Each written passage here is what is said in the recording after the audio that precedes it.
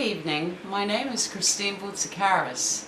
I'm being filmed tonight to tell you about the most controversial story in the history of rock and roll. The stealing of James Damiano's songs by Bob Dylan.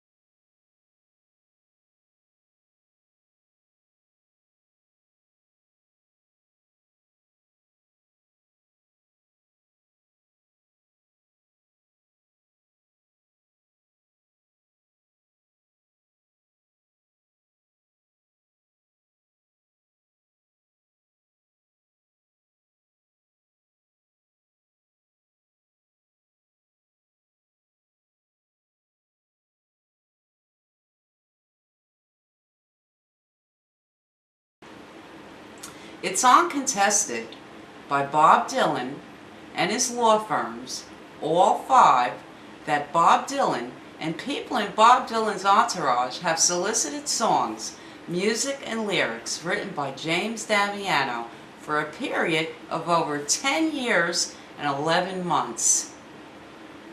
The irony of this situation is the epitome of hypocrisy, where, as while Bob Dylan accepted President Obama's Presidential Medal of Freedom Award, Bob Dylan, was utilizing a federal gag order on plaintiff James Damiano.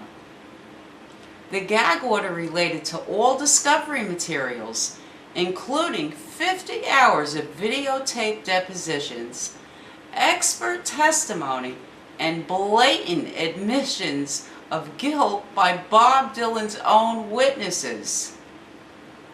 Dylan's lead attorney is Orrin Snyder of Gibson, Dunn and Crutcher, who represented both President Bush and Obama.